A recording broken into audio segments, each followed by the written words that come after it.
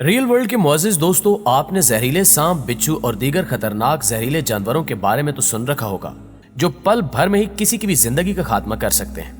لیکن آج ہم آپ کو ایک ایسی عورت کے بارے میں بتانے جا رہے ہیں جس کو زہریلی عورت ہونے کا خطرناک اعزاز حاصل ہے، جس کے چھونے یا ساتھ رہنے سے سینکڑوں لوگ اپنی جان سے ہاتھ دھو بیٹھے۔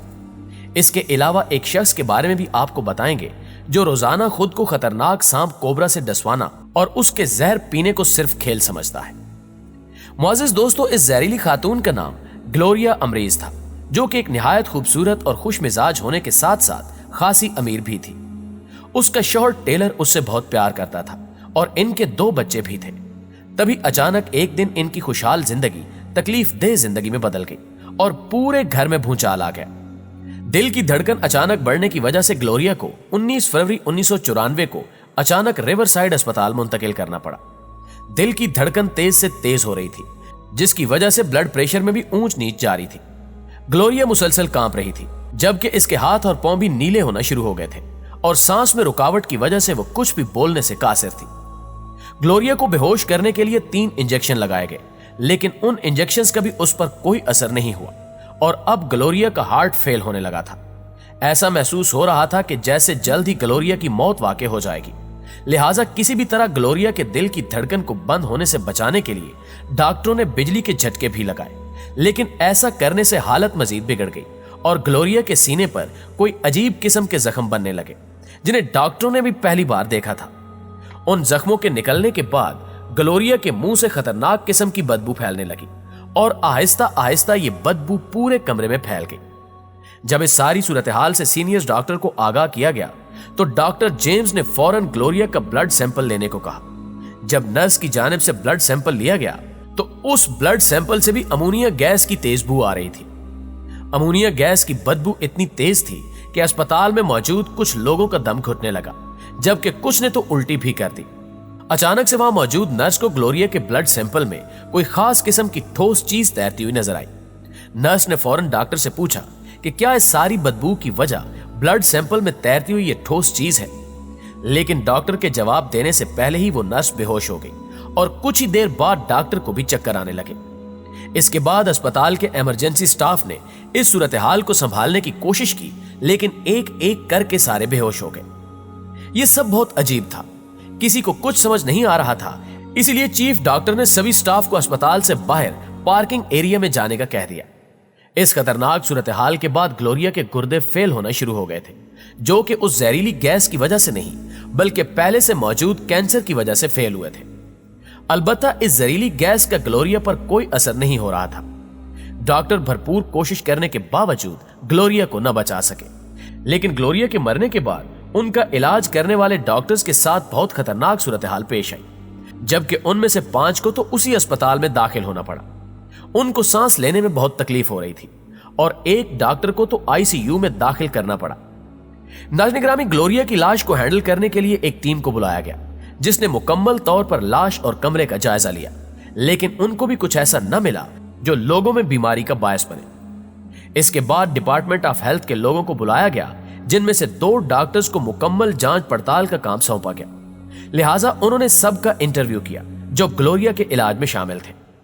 ان سب سے پوچھ گچھ کے بعد وہ اس نتیجے پر پہنچے کہ جو لوگ گلوریا کے زیادہ قریب تھے وہ بہت زیادہ بیمار رہے اور ان میں سے کچھ تو موت کے منہ میں چلے گئے، جبکہ دوسرے لوگ معمولی بیمار ہوئے جن کو 2 ہفتوں بعد اسپتال سے ڈسچارج کر دیا گیا۔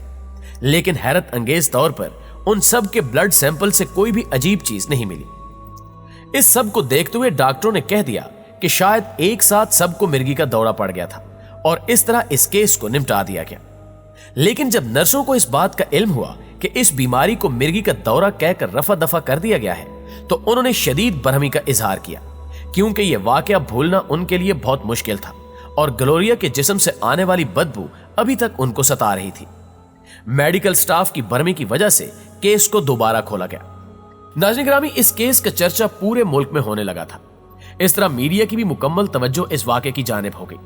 اس سارے معاملے کے بعد ہسپتال میں فرانزک ایکسپرٹس کو بلانے کا فیصلہ کیا گیا، جنہوں نے تحقیق کے بعد یہ بتایا کہ گلوریا کافی عرصے سے ایک میڈیسن لے رہی تھی جس کا نام DMS2 تھا اور یہ درد سے نجات اور زخم بھرنے کے لیے استعمال کی جاتی ہے۔ इस दवा के इस्तेमाल करने वालों का कहना है कि इस मेडिसिन में अजीब किस्म की बदबू होती है और हो सकता है कि ग्लोरिया के जिस्म से आने वाली बदबू भी उस मेडिसिन के ज्यादा लेने की वजह हो। उन्होंने ये भी बताया कि जब ग्लोरिया को ऑक्सीजन लगाई गई तो DMS2 नामी दवा ने ऑक्सीजन से केमिकल रिएक्शन किया, जिसके नतीजे में DMS2 कंपाउंड वजूद में आया। इस सब को देखते हुए डॉक्टरों ने कहा कि ग्लोरिया के खून में जमी हुई ठोस चीजें असल में DMS2 ही थे। उन्होंने मजीद कहा कि इलेक्ट्रिक शॉक की वजह से यह दवा एक जहरीली गैस में बदल गई। इनके मुताबिक यही गैस ही उस दिन कमरे में फैली थी, जिसकी वजह से लोगों को इंतहाई खतरनाक सूरत हाल का सामना करना पड़ा। लेकिन यह तहकीक भी उस दिन शक में पड़ गई जब ग्लोरिया के अहले खाना ने बताया कि इसने तो कभी इस किस्म की कोई दवा इस्तेमाल ही नहीं की। जबकि वक्त गुजरने के साथ साथ बहुत से डॉक्टरों ने भी इस थ्योरी को रिजेक्ट किया और कहा कि यह सब इतना आसान नहीं है जितना कि बताया जा रहा है। इसी तरह नाज़रीन, यह हादसा सिर्फ और सिर्फ एक ना हल शुदा मुअम्मा बनकर रह गया और ऐसा लगता है कि जैसे ये कभी भी हल हो नहीं पाएगा।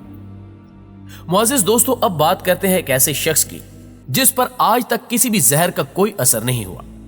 फिलिपाइन में तेजी से मकबूल होते एक स्पेरे को अब जहरीले आदमी का खिताब मिल गया है, क्योंकि वो सांपों के जहर से मुदाफत पैदा करने के लिए हर हफ्ते कोबरा सांप से खुद को डसवाता है और खुद को जहर की छोटी छोटी मिकदार के टीके भी लगाता है। 31 साला कोलिलान काग्यान दमन सिटी में रहते हैं और इन्होंने 14 साल की उम्र में पहला कोबरा सांप पकड़ा था। इसके बाद इन्होंने मजीद सांप पकड़ने की कोशिश की तो एक मरतबा कोबरा ने इन्हें डस लिया, लेकिन वो अस्पताल नहीं गए और घर आकर जख्म धो लिया। उन्होंने कहा कि पहली मरतबा सांप के काटने से मालूम हुआ कि मेरा जिस्म इसका जहर बर्दाश्त कर सकता है और यूं मैंने जहर से मदाफत के लिए खुद को तैयार करना शुरू कर दिया।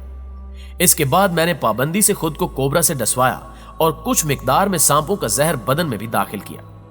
अब कोलिलान का दावा है कि उन पर सांप के जहर का असर नहीं होता, क्योंकि सांपों से डसवाने और जहर दाखिल करने के बाद वो इससे मुदाफत पैदा कर चुके हैं।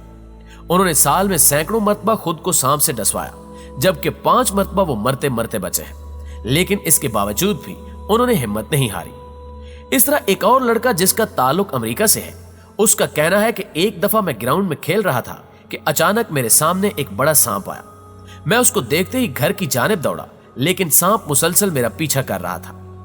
इस ब्रुक नामी शख्स का कहना है कि आखिर सांप मुझे डसने में कामयाब हो गया, लेकिन मेरी हैरत की उस वक्त इंतहा न रही जब मुझे सांप के डसने से जरा फर्क भी न पड़ा।